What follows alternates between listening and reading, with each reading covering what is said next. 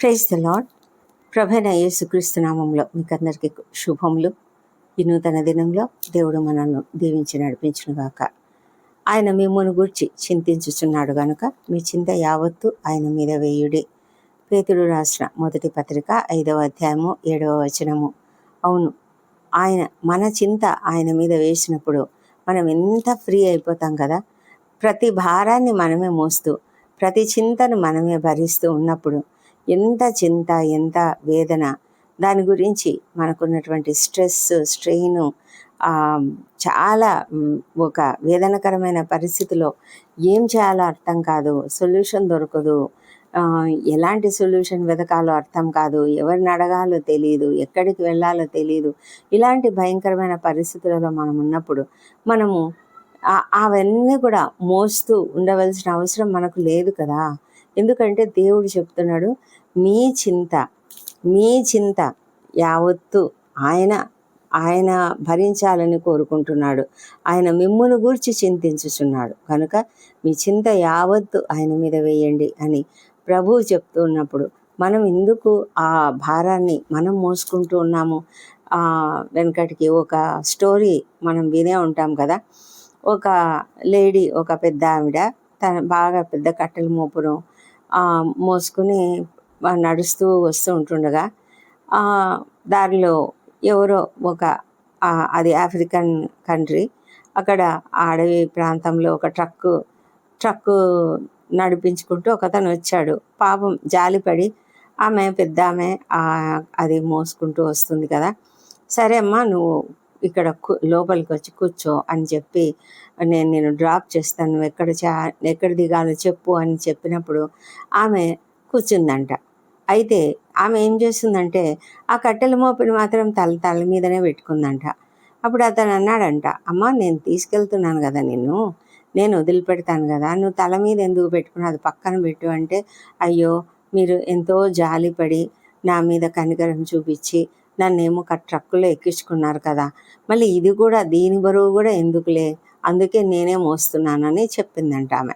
ఇది ఒకలాంటి జోక్ లాగా మనకు అనిపిస్తుంది, కానీ నిజానికి మనం చేసే పని కూడా అదే. ప్రభువు నేను మీ చింత యావత్తును భరిస్తాను, మీరు చింతించవద్దు అని చెప్తూ ఉంటే మనం ఏం చేస్తున్నామంటే మనం ప్రార్థన చేస్తాం, ప్రభువా ఇదిగో నాకు ఈ సమస్య, ప్రభువా ఇదిగో ఇలాంటి సమస్య అని చెప్తాము. కానీ మరి మన యొక్క చింత మాత్రము కంప్లీట్గా దాని మీదనే ఉంటుంది. అందుకే మనలో ఆ భారము పోదు, అలాగే మనకు మన దుఃఖము తీరదు. అపొస్తలుడైన పౌలు కూడా ఏం చెప్తున్నారంటే, ఫిలిప్పీలకు రాసిన పత్రిక 4వ అధ్యాయము 6వ వచనంలో, దేనిని గురించి చింతపడకుడి, కానీ ప్రతి విషయంలోనూ ప్రార్థన విజ్ఞాపనముల చేత కృతజ్ఞతాపూర్వకంగా మీ విన్నపములు తెలియజేయుడి. అప్పుడు సమస్త జ్ఞానమునకు మించిన దేవుని సమాధానము యేసుక్రీస్తు వలన మీ హృదయములకును మీ తలంపులకును కావలి ఉండును అని చెప్తున్నాడు. అంటే ఎప్పుడైతే మనము మన హృదయాలలో ఆ భారాన్ని దేవునికి అప్పగించేసి ప్రార్థనలో మనం అవన్నీ దేవునికి అప్పగిస్తున్నాము, ఆ తర్వాత ఇంకా వాటిని గురించి మర్చిపోవాలి, వాటి గురించి ఆలోచించకుండా ఉండాలి. ఎందుకంటే విశ్వాసం అంటే ఏంటి? మనము ఆయన పైన మన విశ్వాసం ఉంది గనకనే ఆయన చూసుకుంటాడులే అని ధైర్యం ఉంటేనే అది విశ్వాసం. మనము ఆయన పైన భారం వేసి కూడా ఇంకా నేనే చూసుకుంటాను అంటే అది విశ్వాసం కాదు, దాన్ని అవిశ్వాసము అంటారు. అంటే మనకు నిజంగా దేవుని పైన విశ్వాసం లేదు. విశ్వాసం ఉంటే ఎలా చేస్తారు తెలుసా? హన్నాను జ్ఞాపకం చేసుకోనండి. హన్నా ప్రార్థన చేసింది, తనకు ఎంత దుఃఖము భారము ఉంది. అయితే ఆమె చాలా సంవత్సరాలుగా ఆమె ప్రార్థన చేయలేదు. కానీ ఒకానొక దినాన ఆమెకు కూడా హృదయము భారమైపోయిందేమో. అంతేకాకుండా అది దేవుని ప్రణాళిక కూడా అయి ఉండవచ్చు. ఎందుకంటే ఆ సమయంలో ఒక ప్రవక్త కొరకు దేవుడు చూస్తూ ఉన్నాడు. అయితే ఆ సమయం ఆమె తన దుఃఖాన్ని, భారాన్ని తను ఎంత వేదన పడుతుందో. ఎందుకంటే ఆమె యొక్క సవతి ఆమెను చాలా భయంకరంగా హింసిస్తుంది, సూటిపోటి మాటలు అంటుంది, చాలా అవమానిస్తూ ఉంది. అయితే ఈమె ఆమె భర్త ఎంతో ప్రేమగా ఆమెను చూసుకుంటున్నప్పటికీ కూడా తాను గొడ్రాలు, పిల్లలు లేరు. అయితే పిల్లలు లేరు అన్న దానికంటే కూడా ఆ సవతి పోరు ఎక్కువైపోయింది. అంతేకాదు చుట్టుపక్కల వాళ్ళు కూడా అంటూనే ఉంటారు ఆ కాలంలో ఇంకా ఎక్కువగా. ఎందుకంటే గొడ్రాలు అంటే అది వాళ్లకు చాలా చిన్నతనంగా ఉంటుంది.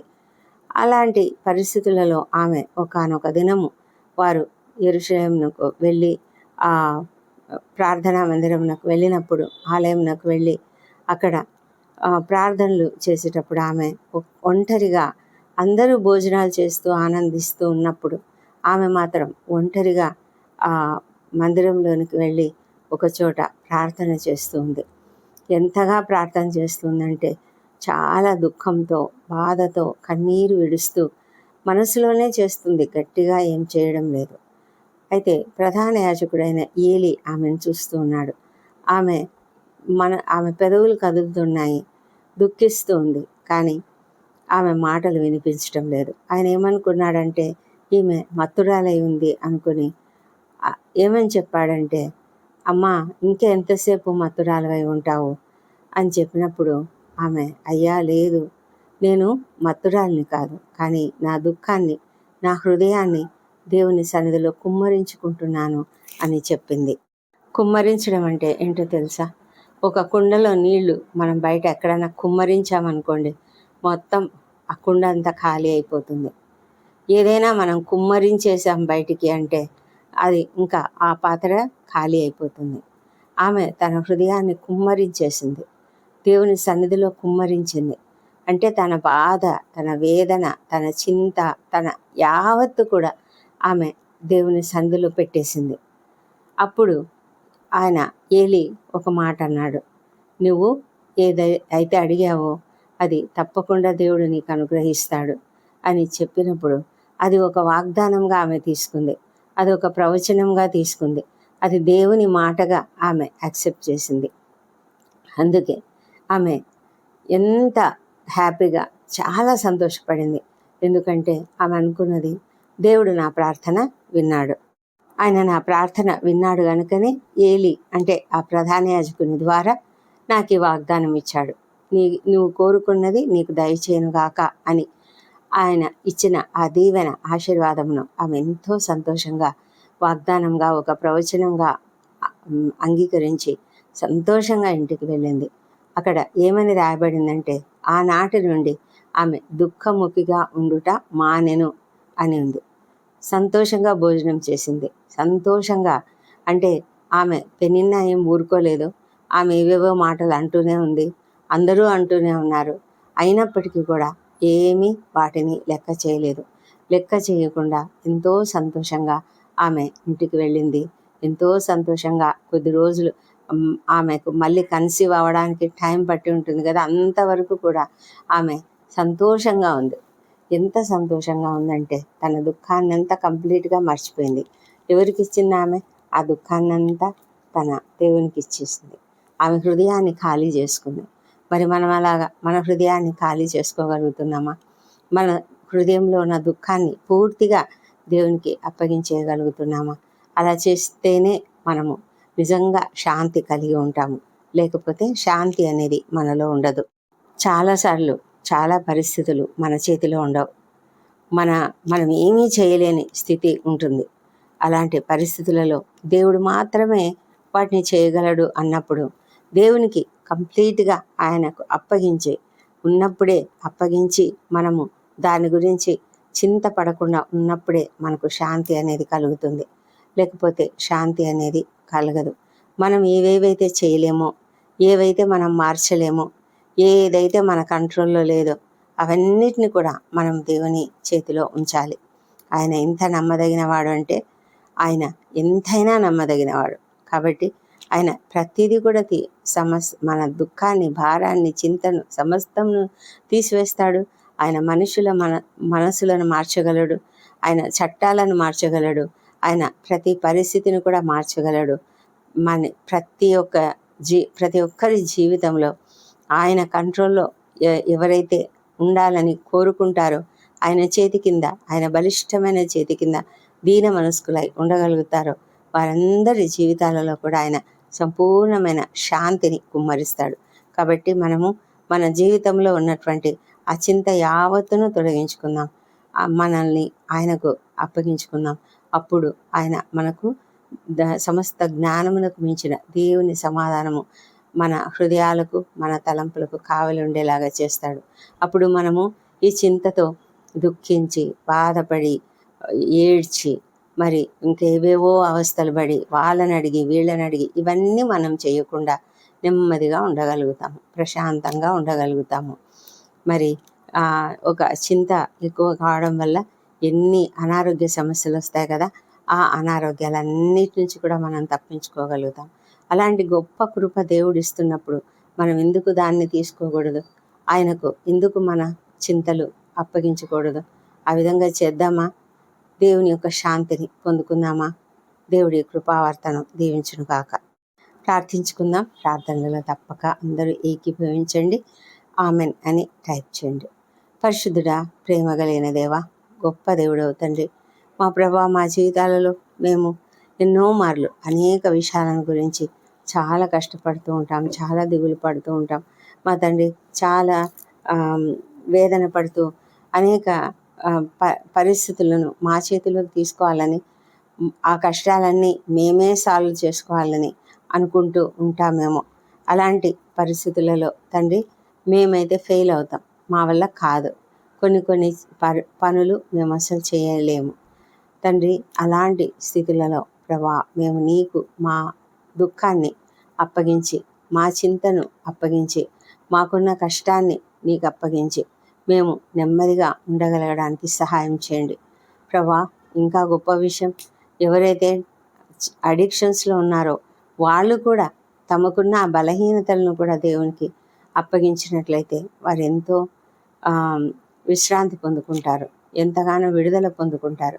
అది తెలియక ప్రభా, కొంతమంది ఈ అలవాటు నుంచి నేనే తప్పించుకోవాలి, ఈ అలవాటును మానివేయాలి అని అనుకుంటూ ఉంటారు. కానీ అలవాటులు మానడం కూడా వాళ్ళకి చేత కాదు. ఎందుకంటే అవన్నీ కూడా అపవాది చేతిలో ఉన్నాయి. అపవాది బలముగా పట్టి ఉంటున్నాడు తండ్రి.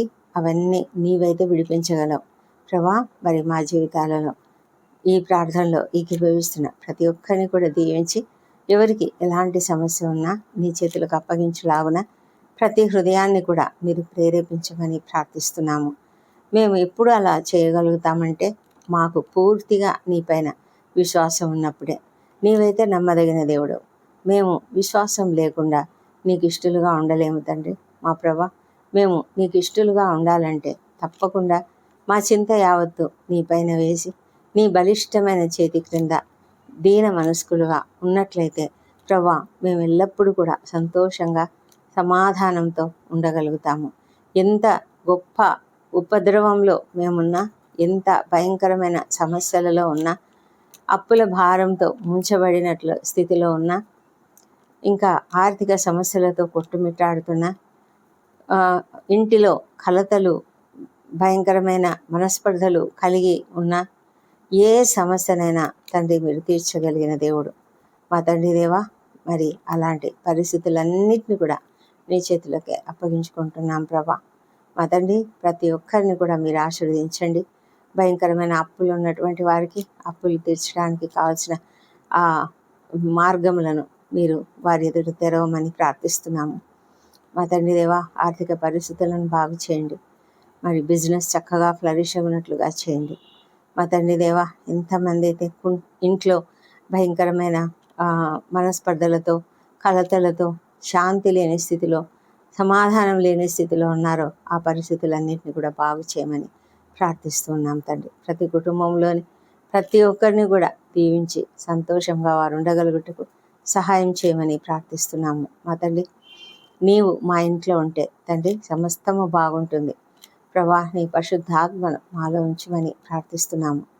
విద్యార్థులను దీవించండి. వారందరూ కూడా చక్కగా చదువుకోవడానికి ఎంతోమంది స్కూళ్ళకు బయలుదేరుతున్నారు. ఆల్రెడీ స్కూళ్ళకు వెళ్తున్నటువంటి వారు ప్రభా, ఇంకా కొత్త స్కూళ్ళల్లో చేరేవాళ్ళు, హాస్టళ్ళలో చేరేవాళ్ళు, కొత్త కోర్సులలో చేరేవాళ్ళు ప్రతి ఒక్కరిని కూడా మీరు దీవించి అందరూ కూడా తమకున్నటువంటి ఆ భారమును చింతను అంతా నీ పైన వేసి ధైర్యంగా నీ పైన ఆధారపడుతూ మరి చక్కగా సంతోషంగా చదువుకునేలాగా సహాయం చేయండి.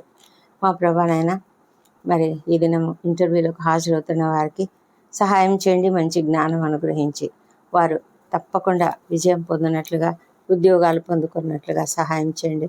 నిరుద్యోగులందరికీ కూడా వారి ఎదుట మంచి మార్గం తెరవమని ప్రార్థిస్తున్నాము. వివాహ ప్రయత్నములు సఫలం చేయండి నాయన. సంతానం కొరకు ఎదురు చూసిన వారిని దర్శించి వారిలో తప్పకుండా చక్కటి సంతానంను వారికి అనుగ్రహించమని ప్రార్థిస్తున్నాము. గర్భిణీ స్త్రీలను ఆశీర్వదించండి. వారికి సుఖమైన ప్రసవం అనుగ్రహించమని ప్రార్థిస్తున్నాం తండ్రి. మా తండ్రి మా ప్రార్థనలు ఎంతోమంది కోరుతున్నారు. ఎంతోమంది అనేక సమస్యలతో బాధపడుతూ ఉన్నారు. ప్రభానైనా భయంకరమైన వ్యాధులతో బాధపడుతున్న వారు తండ్రి, కీమోథెరపీలు, డయాలిసిస్లో గుండా వెళ్తున్నటువంటి వారు ఎంతోమంది ఉన్నారు నాయన. కనికరించండి. ప్రతి ఒక్కరిని బాగు చేయండి ప్రభా. మీరు కాక ఎవరున్నారు నాయన? స్వస్థపరిచే దేవుడు మీరే. ప్రతి ఒక్క వ్యక్తిని కూడా స్వస్థపరచమని ప్రార్థిస్తున్నాం తండ్రి. ఆ కుటుంబ సభ్యులు ఎంత ఆందోళన చెందుతున్నారో ఆ ఆందోళనంతా కూడా తొలగించమని ప్రార్థిస్తున్నాము. దేవా ప్రభా, మరి డాక్టర్లు, నర్సులు, ఇతర సిబ్బందికి కావాల్సిన మంచి ఆరోగ్యమును, జ్ఞానమును, ఓపికను, సహనమును అనుగ్రహించమని ప్రార్థిస్తున్నాం తండ్రి. దేవా ప్రభా, ఇంకా శ్రమలలో ఉన్న వాళ్ళను, కష్టాలలో, బాధలలో, ఇరుకులలో, ఇబ్బందుల్లో ఉన్న ప్రతి ఒక్కరిని కూడా దీవించి వారికి అందరికీ సహాయం చేయండి.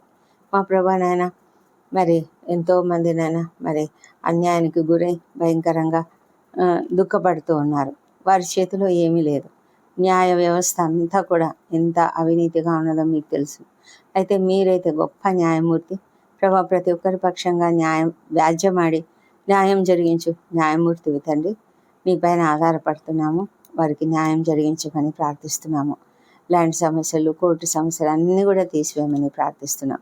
ఇల్లు అమ్మకానికి పెట్టుకున్న వారు కొంతమంది, ల్యాండ్ అమ్మకానికి పెట్టుకున్న వాళ్ళు, అయితే అవి కుదరడం లేదు, ఇంకా వీలు కావడం లేదు. మరైతే మీరు సమస్తం చేయగలరు నాయన. బాగు చేసి ప్రతి ఒక్కరికి కూడా ఆ పరిస్థితుల నుంచి విడుదల దయచేయమని ప్రార్థిస్తున్నాము. సేవకులను ఆశీర్వదించండి తండ్రి. ప్రతి ఒక్కరు కూడా నీ సేవను జరిగిస్తుండగా వారికి మీ యొక్క ఆత్మ అభిషేకంను అధికంగా కుమ్మరించమని ప్రార్థిస్తున్నాము. రక్షణ లేని వారిని దర్శించి వారి హృదయాలలో కాఠిన్యాన్ని తొలగించి ప్రభా వారిని అంగీకరించలాగున కృప చూపించమని ప్రార్థిస్తున్నాం తండ్రి. దేవా ప్రభా, నీకే వందనాలు చెల్లించుకుంటున్నాము. మా నాయన మరి ప్రపంచమంతటా శాంతి సమాధానం అనుగ్రహించండి మా తండ్రి. మరి ఇశ్రాయేల్ దేశంను దీవించండి. యెరూషలేమును దీవించి వారి నగరులలో క్షేమం, వారి ప్రాకారములలో నెమ్మదిని దయచేయండి. ప్రాముఖ్యంగా వాళ్ళ యుద్ధ వాతావరణం అంతా కూడా తీసివేయమని ప్రార్థిస్తున్నాం ప్రభా. మా తండ్రి, రాకడ ఎంతో దగ్గరలో ఉంటుండగా మేమంతా కూడా సిద్ధపడినట్లుగా సహాయం చేయమని వేడుకొంచున్నాము.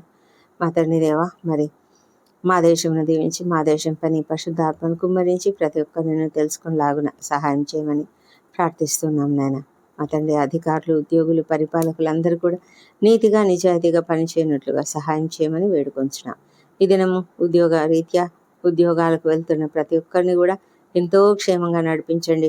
ఉత్తమంగా పని చేయనట్లుగా సహాయం చేయండి. నీ మహిమార్థం ప్రతి ఒక్కరిది జీవించినట్లుగా తండ్రి ప్రభా, ప్రతి పనిని కూడా మీరు ఆశీర్వదించి వారికి జయమును అనుగ్రహించమని ప్రార్థిస్తున్నాం తండ్రి.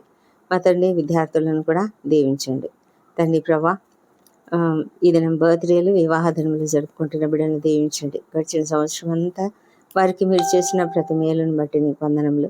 రాబోయే సంవత్సరంలో ఇంకా అధికమైన మేలులను వారికి అనుగ్రహించండి మా ప్రభా. వారిపై నీ ముఖ కాంతిని ప్రకాశింపజేసి శాంతిని, సమాధానమును అనుగ్రహించమని ప్రార్థిస్తున్నాం. మా ప్రార్థనలన్నీ మీరు అంగీకరించినందుకు వందనములు. ఈ ప్రార్థనలన్నీ మా ప్రభువును, మా ప్రియ రక్షకుడునైన యేసుక్రీస్తు నామంలో అడిగి పొంది ఉన్నామని నమ్ముతూ నీకు స్తోత్రం తెలుస్తున్నాం తండ్రి. Amen, amen.